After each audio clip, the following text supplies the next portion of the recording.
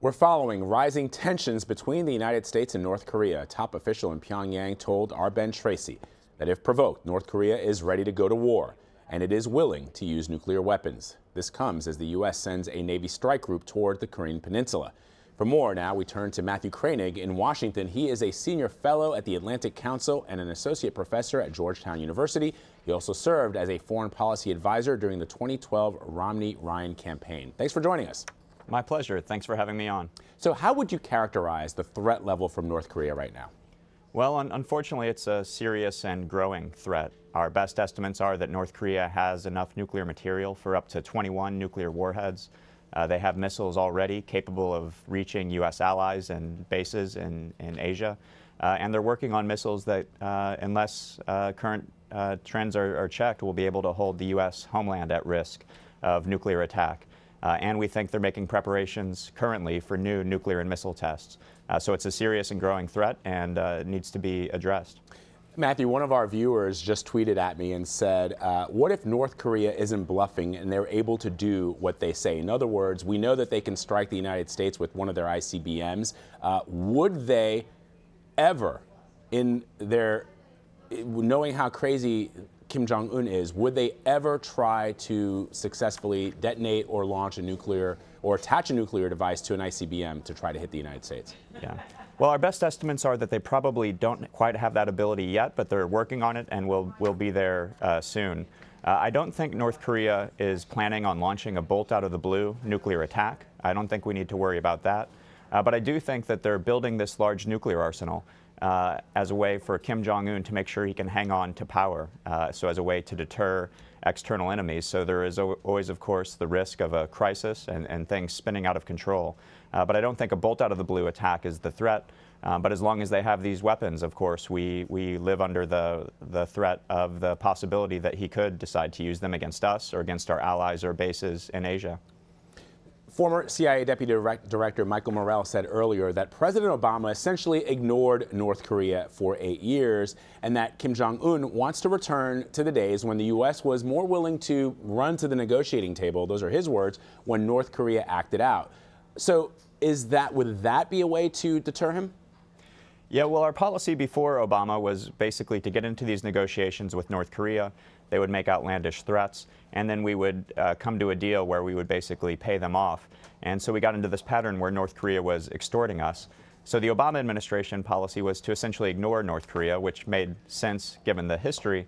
But in effect, what that means is we've stood idly by as this threat has grown. So I think there is a bipartisan consensus now that we do need to re-engage with North Korea on diplomacy to try to cap this program, but at the same time to put in place a policy to defend and deter against the nuclear weapons that exist there today.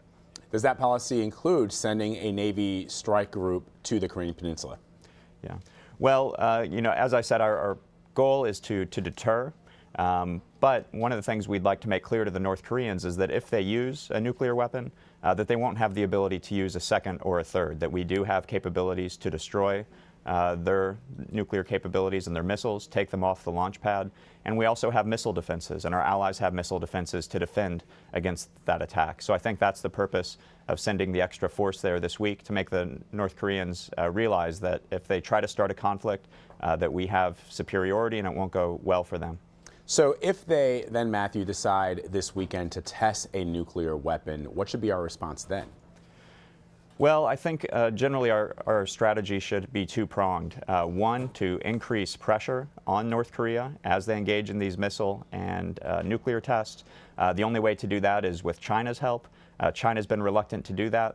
But I think there are some ways we can help get China on board with secondary sanctions and other things. So I think that should be the primary response, is increase the sanctions pressure on North Korea as they do this.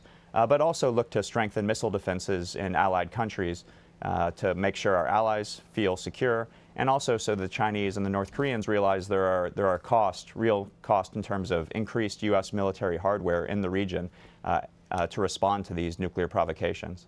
Matthew, we've been talking a lot about the threat vis-a-vis the United States, but I found it very troubling that the Japanese Prime Minister Shinzo Abe warned that North Korea may equip their missiles with chemical weapons and threaten Japan. How serious of a threat do you think that is? Yeah, unfortunately, it is a serious threat. North Korea, we believe, has one of the largest chemical and biological weapons stockpiles in the world.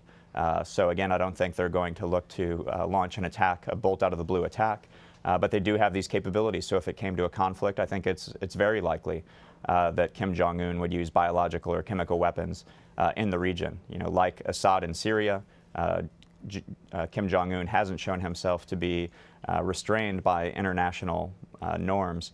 So I do think that that's something that would be on the table in the event of a conflict. One final question for you, Matthew, before we go. How are South Koreans feeling about what has been happening over the last couple of weeks since Donald Trump was inaugurated, but even in the past couple of years? Are they as worried as many people here in this country seem to be?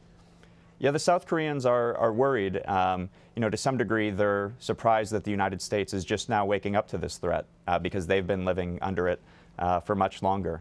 You know, North Korea is just now working on missiles that might be able to reach the United States, but they've had missiles and artillery that could basically wipe out Seoul for many years.